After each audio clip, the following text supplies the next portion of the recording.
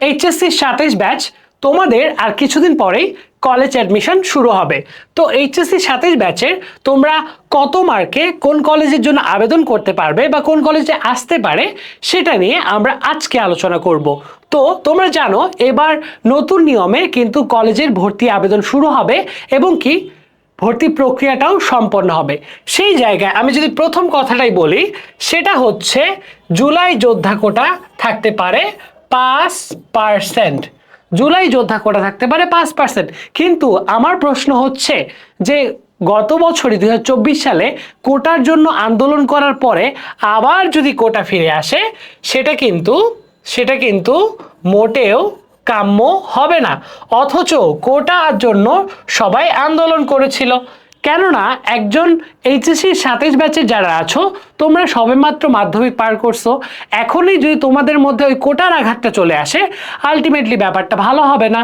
কারণ ওই 5% কোটার জন্য অনেক স্টুডেন্ট যারা হয়তো কম মার্ক পেয়েছে কিন্তু তারা কোটার জন্য তারা কিন্তু ভালো প্রতিষ্ঠানগুলোতে চান্স পাবে। অবশ্যই যারা জুলাই যোদ্ধা রয়েছে তাদের প্রত্যেককেই আমরা সম্মান করি, তবে আসলেই কি কোটাটা খুবই জরুরি হয়ে গেছে কিনা এটা নিয়ে একটা প্রশ্ন থেকেই যায়। তো তারপরে আসি যেই কথা সেটা হচ্ছে ভর্তি পরীক্ষা। দেখো ঢাকার এই কলেজগুলোতে আসলে ভর্তি পরীক্ষা হয়, যেমন Holy Cross college, Notre college, saint Joseph college. এই কলেজগুলো বাংলাদেশের অন্যতম সেরা কলেজ। তোমরা জানো হলিক্রস বলো, নটর ডেম বলো বা সেন্ট জোসেফ, এই কলেজগুলো থেকেই প্রতি বছর অ্যাডমিশনে অসংখ্য স্টুডেন্ট চান্স পায় বা বেশিরভাগ স্টুডেন্ট চান্স পায় এবং কি এরা দেশ সেরা বা টপ মেধাবী র্যাঙ্কিংয়ে থাকে। কারণ বাংলাদেশের লাখ লাখ স্টুডেন্ট আসলে এই কলেজগুলোতে পড়তে চায় এই জন্য এটা ভর্তি প্রক্রিয়ার মাধ্যমে বেস্টের চেয়ে বেস্ট যারা তাদেরকেই বেছে নেওয়া হয়।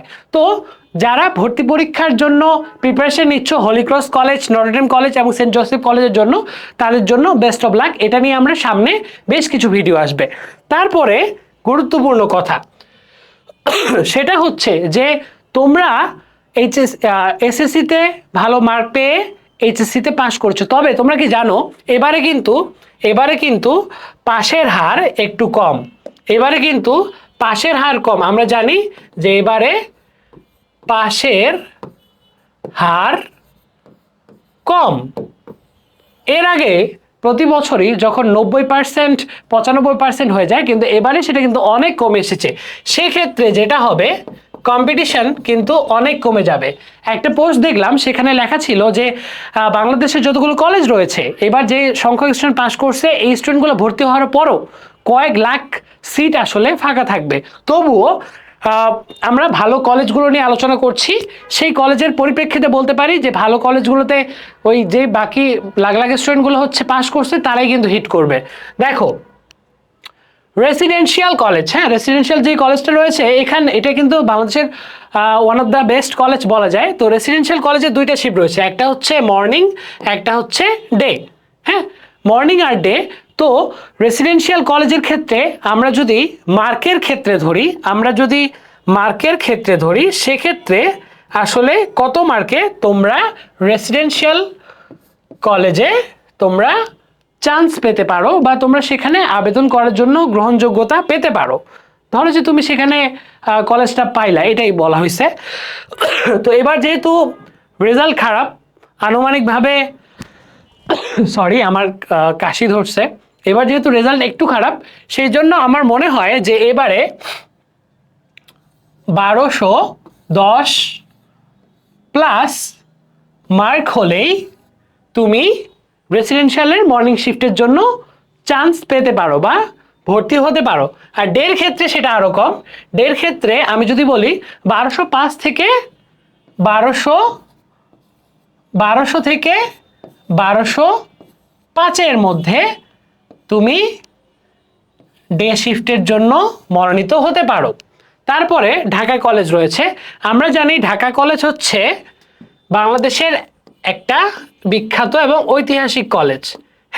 এই কলেজে কিন্তু অনার্স রয়েছে এবং এই কলেজ বর্তমানে আগে তো 7 কলেজ ছিল, এখন ঢাকা সেন্ট্রাল ইউনিভার্সিটির অধীনে হবে।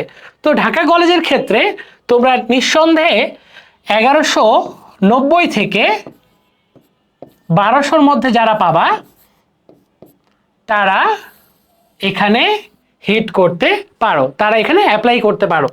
আদমজির ক্ষেত্রে আদমজি এটা হচ্ছে আবার ক্যান্টনমেন্টের দিকে চলে গেল, তো আদমজি রাজুক এগুলো হচ্ছে একটু নিয়ম কানুন করা থাকে, তো সেই ক্ষেত্রে একটু তোমাদের জন্য ব্যাপারটা কঠিন হয়ে যাবে।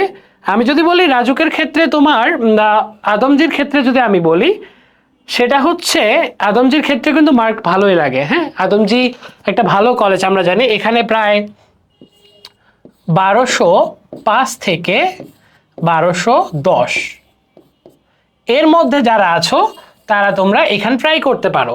কারণ একটা জিনিস কি, মার্কেট ডিফারেন্স থাকবে, আমি বলতেছি যে এর মধ্যেই পাবে, তবে মার্কেট ডিফারেন্স থাকবে, তবে তোমাদের জন্য একটা আইডিয়া দেওয়ার জন্য যে আসলে ঠিক কত মার্কের মধ্যে তোমরা এই কলেজগুলো অপশন হিসেবে বেছে নিতে পারো। তারপরে আছে রাজুক কলেজ। রাজুক কলেজের ক্ষেত্রে আমরা কি জানি, রাজুক কলেজের ক্ষেত্রে তুমি যদি 1200+ পাও, 1200+ মার্ক থাকে, তাহলে তুমি এখানে অ্যাপ্লাই করতে পারো। রাজুক এবং আদমজির ক্ষেত্রে গেল, এগুলো যেহেতু ক্যান্টনমেন্ট টাইপ কলেজ। তো ভিকারুন্নেসা বাংলাদেশের অন্যতম পকি কলেজ ধরা যায়। আমি এই জন্য এটা পিং করে দিচ্ছি, হ্যাঁ আমি এই জন্য এটা পিং করে দিচ্ছি। মানে ভিকারুন্নেসা কলেজটা অবশ্যই অনেক ভালো, এবং কি মেয়েদের জন্য এটা বেস্ট কলেজ, এবং কি এখান থেকে প্রত্যেক বছর টপও করে। ভিকারুন্নেসার ক্ষেত্রে আমরা জানি যে এখানে যেহেতু মানে বাংলাদেশের যারা হচ্ছে মেয়েরা হচ্ছে শুধুমাত্র মেয়েদের নিয়ে পড়াশোনা করতে চায়, বা মেয়েরা হচ্ছে একটু প্রাইভেসি চায়, ভিকারুন্নেসা সেক্ষেত্রে কলেজে পড়ার ক্ষেত্রে একাডেমিক ক্ষেত্রে এটা বেস্ট হতে পারে। সেই ক্ষেত্রে এখানে একটু মার্কের চাহিদাটা বেশি থাকে। এখানে আসলে 1210+ হলে তুমি আসলে এখানে হিট করতে পারবা। আবার Shaheed Anwara college, BF Shaheen college, তারপর হচ্ছে সরকারি বিজ্ঞান কলেজ, রাইট? তো শহীদ আনোয়ারা কলেজের ক্ষেত্রে আমি যদি বলি, শহীদ আনোয়ারা কলেজের ক্ষেত্রে তোমরা 1140 থেকে 1150 এর মধ্যে যারা মার্ক পাবা, তারা তোমরা এখানে ভর্তি হতে পারো বা অ্যাপ্লাই করতে পারো। আবার বিএফ শাহীন কলেজ, আমরা জানি বিএফ শাহীন কলেজ অনেক বিখ্যাত, তবে এখানে একটু কম্পিটিশনটা আগেরগুলোর মতো না, তবুও 1180 থেকে 1200 মধ্যে যারা আছো তোমরা এখানে অ্যাপ্লাই করতে পারো।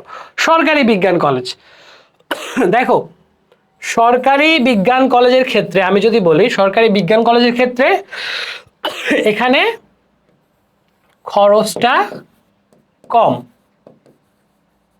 খরচ কম লাগে এবং কি মার্কও কম লাগে, খরচ কম লাগে এমনকি মার্কও কম লাগে। এখানে তোমরা 1150 থেকে 1160 মধ্যে পেলে তোমরা এখানে ভর্তি হওয়ার সুযোগ পাবে।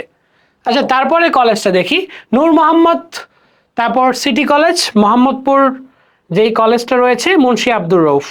নূর মোহাম্মদের ক্ষেত্রে আমরা যদি বলি 1140 থেকে 1150 এর মধ্যে পেলে তোমরা এখানে মানে ভর্তি হতে পারো। সিটি কলেজে কিন্তু আবার একটু টাকা পয়সা বেশি নেয়, সিটি কলেজ ঢাকা কলেজের পাশেই, কিন্তু সিটি কলেজে একটু টাকা পয়সা বেশি নেয়। তোমরা তো এখানে সিটি কলেজের ক্ষেত্রে 1120 থেকে 1140 যারা আছো তারা এর মধ্যে ট্রাই করতে পারো।